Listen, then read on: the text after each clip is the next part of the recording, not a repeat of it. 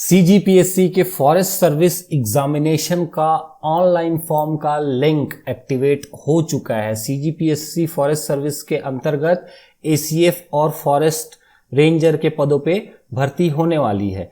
इस एग्जाम में अप्लाई करने के लिए जो ऑनलाइन लिंक शुरू होना था वो एक्टिवेट हो चुका है। आज के इस वीडियो में हम बात करेंगे इस ऑनलाइन फॉर्म को कैसे अप्लाई करना है, स्टेप बाय स्टेप तरीका देखेंगे और इसका लाइव डेमो सीधे सीधे हम छत्तीसगढ़ पब्लिक सर्विस कमीशन की ऑफिशियल वेबसाइट पे जाकर के देखेंगे। इस हाउ टू अप्लाई वीडियो को देखने के बाद आपको पता चल जाएगा कि इस एप्लीकेशन को कितने स्टेप्स में भरा जाएगा, कितने स्टेप्स लगेंगे इस ऑनलाइन एप्लीकेशन को भरने के लिए।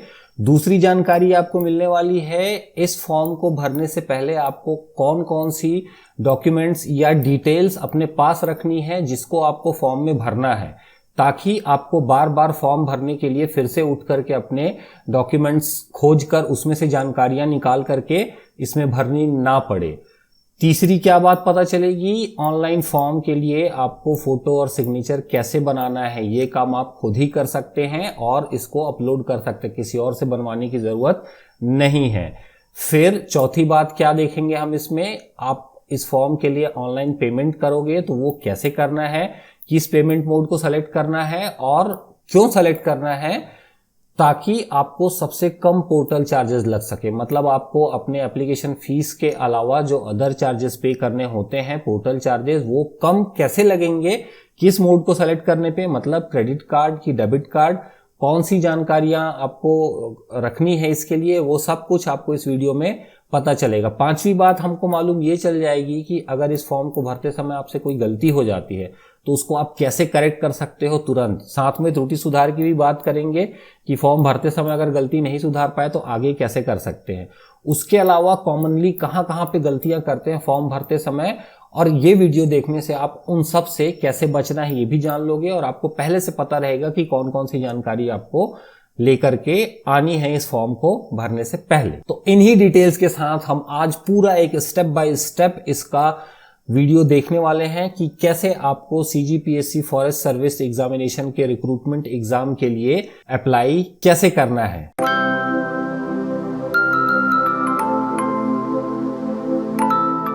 जॉब पिंग में ना सिर्फ आपको लेटेस्ट जॉब इन्फॉर्मेशन मिलती है, इनफैक्ट इन रिक्रूटमेंट एग्जाम्स को क्लियर करने के लिए आपको जिन भी रिसोर्सेज की रिक्वायरमेंट है वो सब कुछ आपको यहीं इस चैनल पे मिलेगा। तो अगर आप हमारे चैनल पे नए हैं तो प्लीज कंसीडर सब्सक्राइबिंग। जैसा कि आप देख रहे हैं कि हम सीजीपीएससी के होम पेज पे हैं और यहां पर आप देख सकते हैं CG forest service combined examination 2020, ये लिंक आपको दिख रहा है। इस लिंक पे हम जैसे ही जाते हैं, इस लिंक पे जाते ही साथ हमारे सामने एक पेज ओपन होता है जो है CG forest service recruitment exam का होम पेज। यहां पर आपको इस रिक्रूटमेंट से जुड़ी हुई सारी जानकारी मिल जाएगी। जैसा कि आप देखें, लिंक 1 पे आपको ऑफिशियल एडवर्टाइजमेंट मिलेगा, जो नोटिफिकेशन हमने ये नोटिफिकेशन अपने चैनल पे कवर किया हुआ है। आई बटन पे आपको लिंक दिख रहा है। अगर आपने वीडियो अभी तक नहीं देखा तो उसमें पूरी जानकारी है इस ऑफिशियल नोटिफिकेशन से रिलेटेड, इस रिक्रूटमेंट में क्या क्वालिफिकेशन लगनी है, क्या इंपॉर्टेंट चीजें हैं जो ध्यान में रखना है, वो सब जानकारी आपको उस वीडियो में मिल जाएगा। आई बटन से आप वो वीडियो देख सकते हैं। दूसरा लिंक है ऑनलाइन अप्लाई करने का और उसके बाद तीसरा लिंक है ऑनलाइन एप्लीकेशन को एडिट करने का। ऑनलाइन अप्लाई करने के लिए डेट कौन सी है, तो 16 जून से शुरू होकर के 15 जुलाई तक ये चलेगी। तो इस लिंक पे हम क्लिक करके ऑनलाइन फॉर्म ओपन कर लेंगे और फॉर्म ओपन करने के बाद सबसे पहली चीज हम देखेंगे कि जब ऑनलाइन एप्लीकेशन हमको करना है तो ये कितने स्टेप्स में होने वाला है। तो आप देख सकते हो यहाँ पे 1, 2 और 3 मेंशन है, 3 स्टेप्स में होना है। पहला स्टेप में क्या होना है, साइन अप प्रोसेस रहेगा।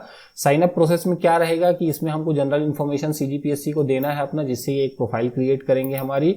इसके लिए हमको जरूरत पड़ेगी एक वैलिड मोबाइल नंबर की, और उसके बाद हम जब अप्लाई कर लेंगे, रजिस्टर कर लेंगे, तो हमको सीजीपीएससी की तरफ से लॉगिन आईडी और पासवर्ड मिलेगा, जिसको हम फ्यूचर में यूज करके अपने एप्लीकेशन फॉर्म को एडिट कर सकते हैं, पेमेंट कर सकते हैं, और जितनी भी चीजें आगे इस रिक्रूटमेंट प्रोसेस में होना है ये यूजर आईडी पासवर्ड के थ्रू होगा। तो ये बहुत जरूरी पोर्शन है, इसकी जानकारी सही भरनी है और खास करके ये मोबाइल नंबर आपको तब तक चालू रखना है, तब तक यूज में रखना है जब तक आपके रिक्रूटमेंट प्रोसेस खत्म नहीं हो जाता, क्योंकि सारा कम्युनिकेशन जो होगा इसी के थ्रू होने वाला है, मोबाइल नंबर या फिर ईमेल आईडी। पहला स्टेप ये हो गया। दूसरा स्टेप देखेंगे हम, तो दूसरे स्टेप में है fill registration form and upload document. तो यहाँ पर रजिस्ट्रेशन फॉर्म में जो डिटेल्स मांगी जाएगी, जो इन डिटेल बोलना चाहिए आपके लिए, एजुकेशनल क्वालिफिकेशन की डिटेल रहेगी, कौन से पोस्ट के लिए आप अप्लाई कर रहे हो उसकी डिटेल मांगी जाएगी यहाँ पर। तो आपके बारे में कुछ और डिटेल में इंफॉर्मेशन ये लेंगे। उसके बाद आपको यहाँ पर अपलोड डॉक्यूमेंट्स में क्या करना है, तो आपको अपना फोटोग्राफ और सिग्नेचर अपलोड करना है, जिसका मैक्सिमम साइज डिसाइड किया गया 100 KB, और जो फॉर्मेट है वो JPG रहेगा दोनों के लिए, सिग्नेचर और फोटो को दोनों के लिए। कैसे बनाना है इसके बारे में भी हम आगे बात करने वाले हैं। फोटो सिग्नेचर आप खुद से बना सकते हैं, किसी और के पास जाने की बिल्कुल भी जरूरत नहीं है। फिर हमको अपना एप्लीकेशन देख लेना है एक बार अगले स्टेप में, और फिर उसको सबमिट कर देना है। सबमिट करते ही हम तीसरे स्टेप पे आ जाएंगे, जो रहेगा पेमेंट का स्टेप। तो यहाँ पर हमको पेमेंट करने के लिए, जैसे हम प्रोसीड टू पेमेंट पे क्लिक करेंगे तो ये हमको एक पोर्टल पे लेके जाएगा, वहां पे हमको अपना पेमेंट करना है। कैसे करना है ये भी हम बताएंगे, कहाँ पे आपको कम चार्जेस लगेंगे ये भी हम आपको दिखाने वाले हैं। उसके बाद फिर आप अपने एप्लीकेशन की कॉपी डाउनलोड करके रख सकते हैं आगे यूज के लिए। फिर इस तरीके से पूरा पेमेंट करने के बाद आपका पूरा फॉर्म जो है वो कंप्लीट हो जाएगा। तो चलिए ये 3 स्टेप्स करने हैं हमको। पहले स्टेप पे वापस चलते हैं, जो है साइन अप का या रजिस्टर का। तो ये लिंक है रजिस्टर नाउ, यहां से भी आप रजिस्टर कर सकते हो, या फिर ये जो दिख रहा है रजिस्ट्रेशन, यहां से आप रजिस्ट्रेशन कर सकते हो। लॉगिन आप तब करोगे जब रजिस्ट्रेशन करने के बाद आपको यूजर ID पासवर्ड मिल जाएगा। तो ये लिंक है लॉगिन करने के लिए। तो चलिए रजिस्टर कर लेते हैं। रजिस्टर करने के लिए हमने रजिस्टर नाउ पे क्लिक कर लिया है, हमारे सामने ये पेज ओपन होता है। यहाँ पे रेड एस्टेरिस्क मार्क के साथ जितने भी जो सेक्शन दिए हुए हैं उसको भरना जरूरी है, इसको आप खाली नहीं छोड़ सकते। अपने नाम या फादर के नाम या मदर नेम के सामने आपको किसी भी तरीके का टाइटल ऐड नहीं करना है, ये इन्होंने पहले से मेंशन कर दिया है। ये सारे टाइटल्स होते हैं जो जनरली लोग ऐड कर देते हैं नाम लिखते समय, तो ये आपको नहीं करना है, ये पहले ही मेंशन कर दिया गया है। तो चलिए रजिस्ट्रेशन फॉर्म देखते हैं कि इसमें क्या डिटेल्स मांगी गई है। सबसे पहले पूछा गया है नेशनैलिटी, राष्ट्रीयता क्या है आपकी, तो इंडियन है, अदर्स हैं तो अदर्स भर लीजिएगा, जो आपको सुटेबल है आपके लिए वो आप भरिएगा यहाँ पर। फिर आपको अपना नाम लिखना है, आवेदक का नाम। यहाँ से ड्रॉप डाउन से आप मिस्टर सेलेक्ट कर लीजिए, या मिसेस सेलेक्ट कर लीजिए, या फिर मिस सेलेक्ट कर लीजिए। आप देखिए ड्रॉप डाउन पे सेलेक्ट करते ही नीचे चेंज होता है, सारा जो सेक्शन है वो इंटरलिंक्ड है। जैसे आप मिस सेलेक्ट करते हो तो आपको फादर का नेम मिलेगा, मदर्स नेम मिलेगा, हस्बैंड नेम गायब हो गया है। अगर आप यहीं पे मिसेस सेलेक्ट करोगे तो हस्बैंड नेम का भी ऑप्शन आता है, जो कि कंपलसरी नहीं है मगर है। अगर आप मिस्टर सेलेक्ट करेंगे तो आपको फिर से हस्बैंड का नेम और पोर्शन जो है वो गायब हो जाता है। ठीक है, तो आप यहाँ पे अपना जो भी टाइटल आपके लिए सेलेक्ट फिट बैठता है वो आप सेलेक्ट करिएगा। देन अपना पहला नाम लिखिएगा, फिर आपका सरनेम लिखिएगा। फिर फादर के नेम के साथ भी वही कहानी है, आपको फर्स्ट नेम लिखना है देन सरनेम लिखना है। मदर्स नेम के साथ भी फर्स्ट नेम लिखना है, सरनेम लिखना है। फीमेल कैंडिडेट जिनकी शादी हो चुकी है उनके केस में अगर आप चाहो तो हस्बैंड का नेम भी दे सकते हो, फर्स्ट नेम सरनेम फिर से वही डिटेल है, लेकिन ये कंपलसरी नहीं है। आप शादी होने के बाद भी चाहो तो सिर्फ अपने पिताजी का और माताजी का नाम दे करके फॉर्म भर सकते हैं, चाहें तो हस्बैंड का नाम भी फिल आउट कर सकते हैं यहाँ पर। ठीक है, तो आगे देखेंगे तो यहाँ पर जेंडर की बात आती है, आपको जेंडर सेलेक्ट कर लेना है। क्योंकि मैंने मिस्टर सेलेक्ट किया तो ऑलरेडी देखिए ये मेल इन्होंने यहाँ पे सेलेक्ट कर दिया है। उसी तरीके से मिस करने से देखिए ये फीमेल सेलेक्ट कर ले रहा है। तो जैसा कि सारे जो टैब्स हैं, सारे जो सेक्शन हैं वो एक दूसरे से लिंक्ड हैं पहले से ही। तो इस तरीके से आप यहाँ पर जैसे ही आपको ये साइन दिखाई पड़ता है तो आप समझ सकते हैं कि इस पर्टिकुलर केस में, मतलब आपके केस में ये वाला सेक्शन आपको एप्लीकेबल नहीं है, इसलिए ये रेड कलर का क्रॉस मार्क बन के आ रहा है। अगला सेक्शन पूछता है मूल निवासी आप हैं छत्तीसगढ़ के या नहीं हैं।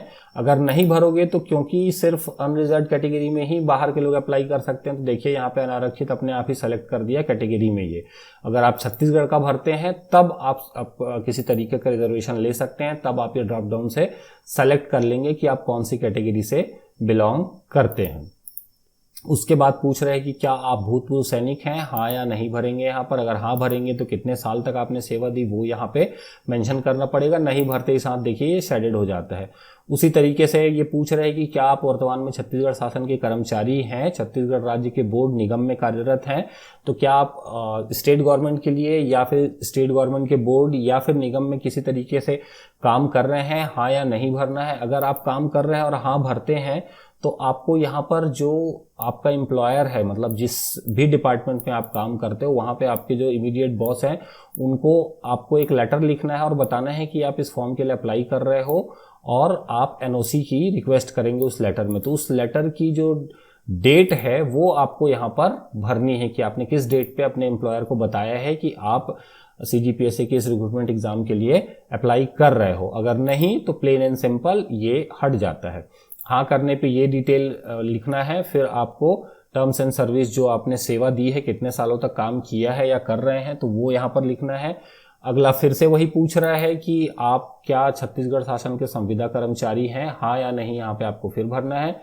तो यहाँ पर काम कर रहे हैं में हाँ या नहीं का सेक्शन रहेगा। यहाँ पे आपने जैसे ही नहीं भरा तो ये संविदा का हाँ भरेंगे। तो फिर से वही इस सेक्शन के लिए जो डिटेल्स दिख रही है वही डिटेल्स यहाँ पर भी भरनी है। एनओसी की डेट बतानी है, किस डेट पे आपने एनओसी के लिए अप्लाई किया है, रिक्वेस्ट किया है अपने एम्प्लॉयर से, वो लेटर की डेट लिखनी है। और अगर काम कर रहे हैं तो कितने दिनों से काम कर रहे हैं वो यहाँ पर लिखना है। अब कैटेगरी में जो रिजर्वेशन मिलता है, एज रिलैक्सेशन मिलता है, उसमें कैटेगरी वाइज मतलब ST SC OBC जनरल में जो एज रिलैक्सेशन मिलता है, उसके अलावा और भी चीज़ें जो रहती है उसके लिए अगर आप किसी तरीके से पात्र हैं रिलैक्सेशन के तो हाँ या नहीं आपको भरना है। फिर आपका डेट ऑफ बर्थ आता है, इस कैलेंडर से आपको अपना डेट ऑफ बर्थ सेलेक्ट करना है। आप जैसे ही अपना डेट ऑफ बर्थ सेलेक्ट करोगे यहाँ पर आपकी एज ऑटोमेटिकली कैलकुलेट हो जाएगी और वो डेट रहेगी 1 जनवरी 2020 को। तो ये डेट ऑफ बर्थ यहाँ सेलेक्ट करेंगे, ये आपका ऑटोमेटिकली कैलकुलेट हो जाएगा। फिर आता है आपका 10th का मार्कशीट या फिर 11th का ओल्ड का मार्कशीट या फिर 12th का मार्कशीट। किस चीज़ के लिए ये तीनों ऑप्शन दिया है? आपको अपने डेट ऑफ बर्थ का प्रूफ भी तो देना है ना कि आपका डेट ऑफ बर्थ यही है जो आप मेंशन कर रहे हो, तो इसके लिए सपोर्टिंग डॉक्यूमेंट। तो इनमें से जो भी डॉक्यूमेंट आप देना चाह रहे हैं वो आपको यहाँ पे सेलेक्ट करना है और फिर उसी डॉक्यूमेंट का आपको यहाँ पर रोल नंबर मेंशन करना है। तो देखिए सबसे ज़रूरी बात ये हो गई कि आपको अपने डेट ऑफ बर्थ के लिए कौन सा डॉक्यूमेंट बाद में प्रोड्यूस करना है वो अभी डिसाइड करना पड़ेगा, उसको यहाँ पे बताना भी पड़ेगा CGPSC को, और फिर उसका रोल नंबर भी लिखना पड़ेगा। तो पहले इन्फॉर्मेशन क्या चाहिए आपको? अपना जो भी बर्थ सर्टिफिकेट आप देने वाले हो उसका रोल नंबर, उस मार्कशीट का रोल नंबर आपको पहले से नोट करके रख लेना है ताकि आप यहाँ पे उसको डाल सकें, अदरवाइज रजिस्ट्रेशन प्रोसेस कंप्लीट नहीं होगा। फिर पूछता है कि क्या सेवा अवधि के दौरान उम्मीदवार को कभी पृथक से दंडित किया गया है या टर्मिनेट किया गया है, पृथक या दंडित किया गया है, टर्मिनेट या पनिश किया गया है कहीं पे आप काम कर रहे हैं, तो यहाँ पे हाँ या नहीं जो कंडीशन अप्लाई होती है आपके लिए वो भरना है। उसके बाद पूछ रहे हैं कि क्या आप भर्ती के विरुद्ध कोई आपराधिक प्रकरण सिद्ध हो चुका है, क्या आपको किसी चीज़ के लिए गिल्टी पाया गया है, तो हाँ या नहीं वो भरना है। फिर ये इंपॉर्टेंट डिटेल आती है मोबाइल नंबर। यहाँ पे आपको अपना 10 डिजिट का मोबाइल नंबर लिखना है, सिर्फ सामने +91 या 91 या 0 या किसी भी तरीके का एक्सटेंशन ऐड नहीं करना है, सिर्फ अपना मोबाइल नंबर लिखना है 10 डिजिट का। ये बहुत ज़रूरी है आप सही एंटर करो क्योंकि इसी पे आपका यूज़र ID और पासवर्ड ये तुरंत भेजेंगे जैसे ही आप ये पोर्शन कंप्लीट करके कंटिन्यू पे क्लिक करोगे। तो ईमेल एड्रेस भी मैं आपको रिकमेंड करूँगा कि आप ज़रूर भरें, ये एक बहुत अच्छा तरीका होता है रिटर्न कम्युनिकेशन करने का, तो आप ईमेल ID भी एक बार ज़रूर भर लीजिएगा। यहाँ पर ये सारी डिटेल्स भरने के बाद आपको ये डिक्लेरेशन पे टिक लगाना है और बताना है कि मैंने जो भी इन्फॉर्मेशन दी है आपको ऊपर वो सब मेरी बेस्ट ऑफ नॉलेज के हिसाब से बिल्कुल सही है, और फिर आपको कंटिन्यू कर लेना है। अभी ये कंटिन्यू नहीं होगा क्योंकि मैंने ये फॉर्म भरा नहीं है, तो 2 मिनट में मैं ये फॉर्म भर लेता हूँ और फिर हम कंटिन्यू करके आगे देखते हैं। ये सारी डिटेल्स भरने के बाद जैसे ही हम कंटिन्यू पे क्लिक करेंगे तो हमारे सामने OTP मांगेगा। ये देखिए OTP जो हमारे मोबाइल नंबर पर भेजा गया है। तो जैसे ही ये OTP आता है हम ये OTP एंटर करके फिर से कंटिन्यू पर क्लिक करेंगे। और ध्यान रखिएगा OTP 10 मिनट के लिए वैलिड है, तो आपको सिर्फ 10 मिनट के अंदर ही इसको भरना है। OTP भर लेने के बाद हम कंटिन्यू पे क्लिक करेंगे। कंटिन्यू पे क्लिक करते ही रजिस्ट्रेशन फॉर्म हमारा पूरा हो गया है, तो हमको यूज़र ID और पासवर्ड भी मिल जाएगा मैसेज के थ्रू आपके फ़ोन पे। इसी समय पे जैसे ही ये क्लिक किया तो यूज़र ID और पासवर्ड आ जाएगा। इस यूज़र ID और पासवर्ड को यूज़ करके फ्यूचर में आप कभी भी इस एप्लीकेशन फॉर्म पे लॉगिन कर सकते हैं। चाहे तो आप अभी भी यहाँ से लॉग आउट कर लीजिए और बाकी पोर्शन को बाद में भी भर सकते हैं उसी यूज़र ID पासवर्ड को यूज़ करके लॉगिन करके। तब तक आपका स्टेटस इनकम्प्लीट नॉट सबमिटेड लिखा के आता रहेगा। तो ये साइन अप प्रोसेस जो है वो पेज दिख रहा है, इसमें डिटेल्स हमने भर ली है पूरी।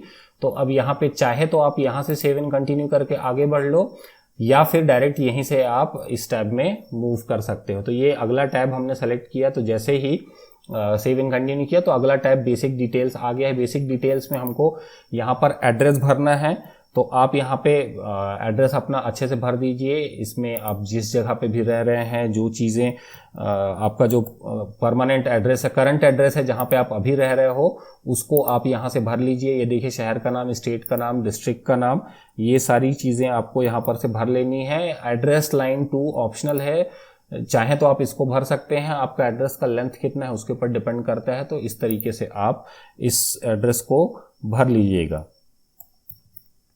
इस एड्रेस टैब को भरने के बाद, ये क्योंकि करंट एड्रेस का टैब है, इस टैब को भरने के बाद आपको परमानेंट एड्रेस का टैब दिख रहा है। तो अगर आपका करंट एड्रेस और परमानेंट एड्रेस सेम है तो आप यहाँ पे क्लिक कर सकते हैं सेम एज करंट एड्रेस, ये ऑटोमेटिकली फिल आउट हो जाएगा। अगर नहीं तो आप जो है इसको अनचेक करके फिर से इसको भर सकते हैं।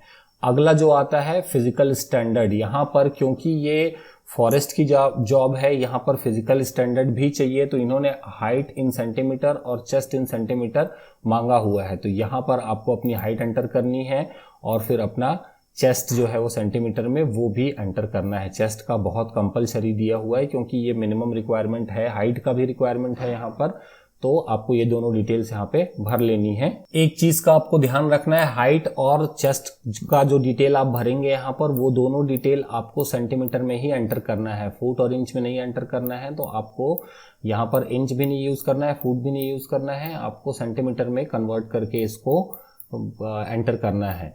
आपको अगर डिटेल जाननी है कि फिजिकल स्टैंडर्ड क्या क्या चाहिए, मिनिमम रिक्वायरमेंट क्या है, आप हमारा ऑफिशियल नोटिफिकेशन हमने जो फॉरेस्ट सर्विसेज एग्जाम का कवर किया है वो आप देख सकते हैं। वहाँ पे आपको सभी तरीके एजुकेशनल क्वालिफिकेशन चाहे फिजिकल क्वालिफिकेशन जो चाहिए वो सारी चीज़ें, सारी डिटेल्स आपको उस वीडियो में मिल जाएगा। लिंक आपको नीचे डिस्क्रिप्शन और आई बटन दोनों में मिल जाएगा। अब अगला जो सेक्शन आता है वो है एग्जाम सिटी। एग्जाम सिटी आप देख सकते हैं ड्रॉप डाउन से, अंबिकापुर, बिलासपुर, दुर्ग, भिलाई, जगदलपुर, रायपुर, ये जगह है। इनमें से जो भी आपकी पसंद की जगह है जहां से आप एग्जाम देना चाहते हैं वहां से आप भर सकते हैं। उसके बाद अदर डिटेल पूछ रहा है, इसमें पूछ रहा है कि क्या आप मैरिड हैं या नहीं है। नहीं है तो नहीं सेलेक्ट करिएगा। हाँ करने पे आपको यहाँ पर डेट मेंशन करनी पड़ेगी आपकी मैरिज की, और उसके बाद आपको बताना पड़ेगा कि क्या आप सेपरेटेड या विडोड हैं। अगर मैरिज हुई है तभी ये कंडीशन लागू होगी। तो जैसे ही आप यहाँ पे नहीं भरते हैं तो देखिए ये दोनों सेक्शन शेडेड आउट हो जाता है। तो इसी तरीके से अगला सेक्शन है हमारे पास, क्या आप होम गार्ड के रूप में सेवारत हैं, तो हाँ या नहीं भरिए। अगर हाँ भरेंगे तो कब से वो आपको बताना है, ईयर और मंथ में, नहीं तो नहीं। अगर आप शिक्षा कर्मी, पंचायत कर्मी हैं या कभी रहे हैं तो वो भी आप भर सकते हैं। यहाँ पे हाँ भरने पे फिर से आपको ड्यूरेशन बताना है। अगर नहीं भरना है तो फिर यहाँ पर फिर से ये सेक्शन शेडेड आउट हो जाएगा। इसके बाद पूछ रहा है कि क्या उम्मीदवार की कभी सेवा से छटनी की गई है, तो ये भी आपको हाँ या नहीं बताना है। अगर हाँ भरेंगे तो कितना दिन सर्विस दिए थे वो आपको यहाँ पे मेंशन करना है, नहीं तो फिर से ये चीज़ आपके लिए एप्लीकेबल नहीं रहेगी। उसके बाद छत्तीसगढ़ सरकार द्वारा क्या आपको अंतरजातीय विवाह के प्रोत्साहन के लिए सम्मानित किया गया है। आपने अगर अंतरजातीय विवाह किया है और क्या छत्तीसगढ़ सरकार के द्वारा आपको सम्मानित किया गया है, तो हाँ या नहीं ये आपको यहाँ पे डिटेल देनी है। उसके अलावा आपको छत्तीसगढ़ सरकार की तरफ से कोई पुरस्कार मिला है, जो पुरस्कार का नाम यहाँ पर लिखा हुआ है, इनमें से कोई पुरस्कार मिला है तो वो भी आपको यहाँ पर बताना है। ये सारी डिटेल्स भर लेने के बाद आप यहाँ पर सेव एंड कंटिन्यू करोगे तो बेसिक डिटेल से आप जाओगे एजुकेशनल क्वालिफिकेशन में।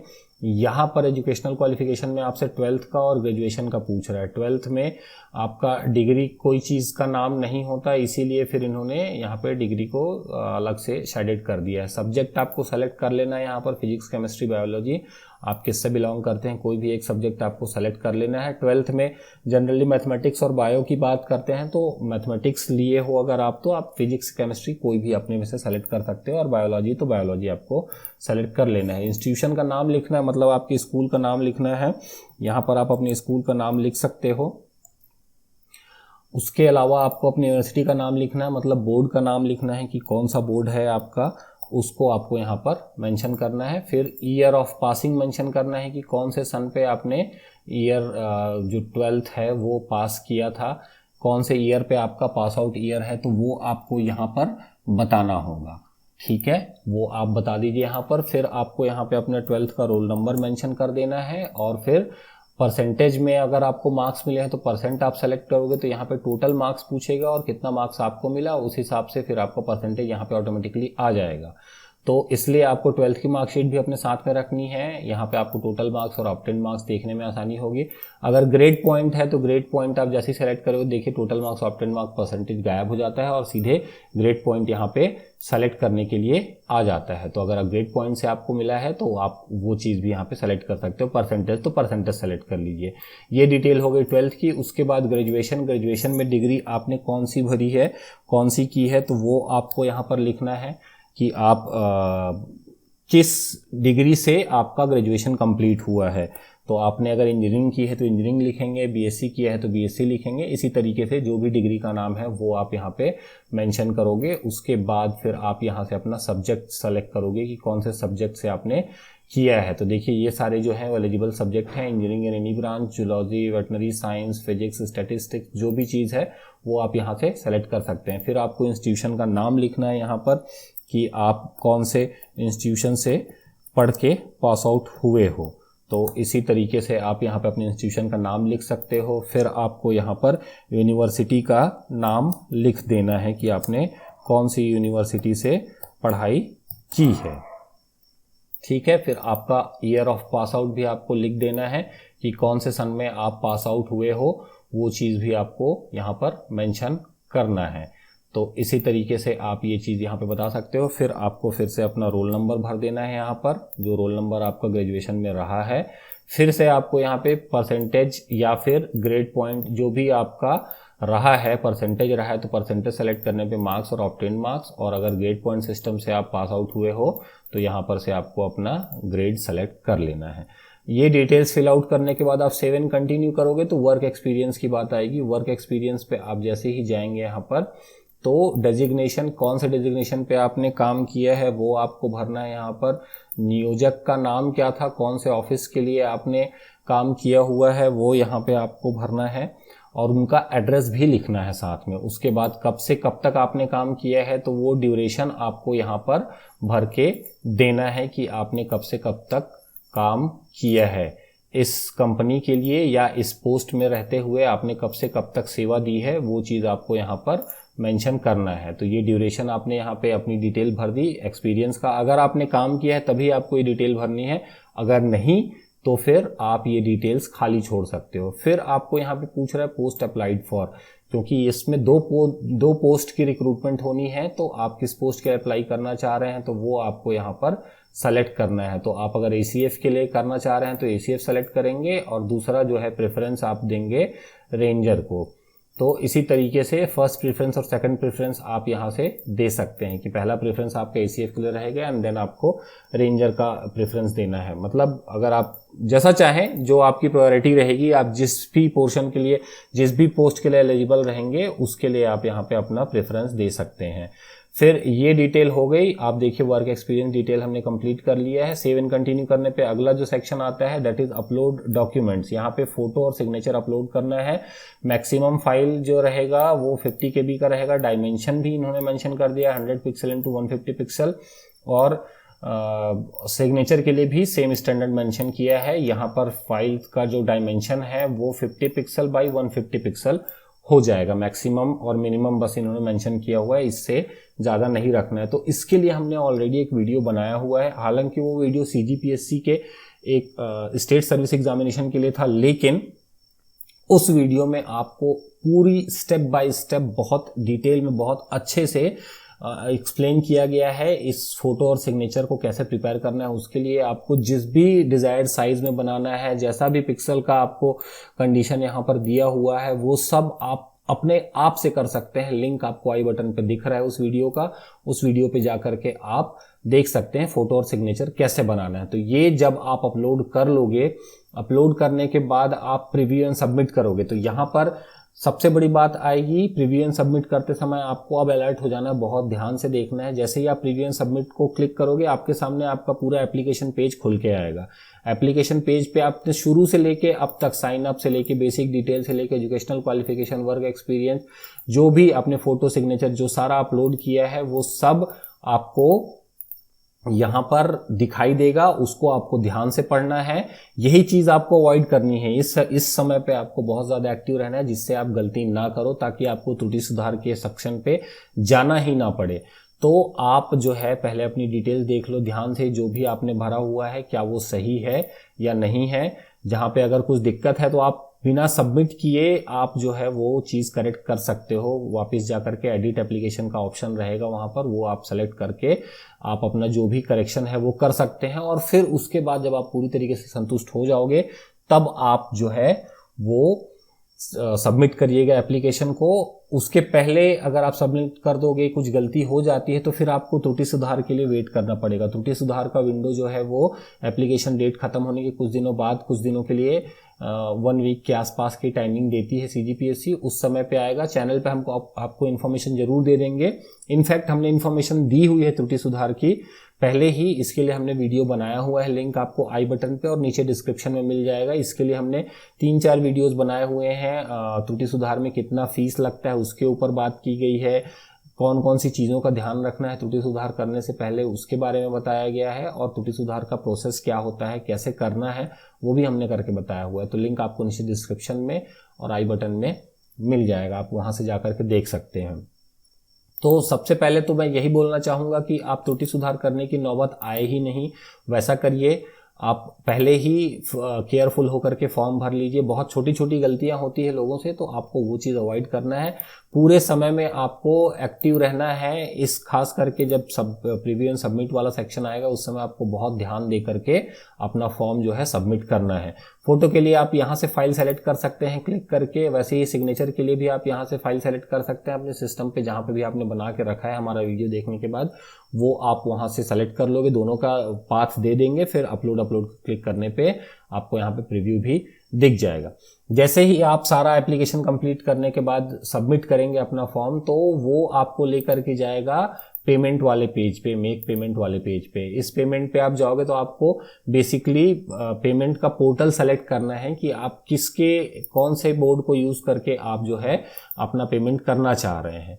तो यहाँ पर जो मोड की बात कर रहा हूँ बेसिकली मैं, वो मोड है आपका credit card, debit card, net banking, UPI, या कौन से तरीके से आप पेमेंट करना चाहते हैं। तो आपको वहाँ पर अलग अलग पोर्टल दिए रहेंगे, 3-4 पेमेंट पोर्टल रहेंगे। उन पेमेंट पोर्टल पे आप सेलेक्ट करोगे तो उसमें इन सारे मोड्स के लिए अलग अलग चार्जेस लिखे रहेंगे। हमने एक वीडियो बनाया हुआ है आई बटन पे, उसका लिंक आपको दिख रहा है।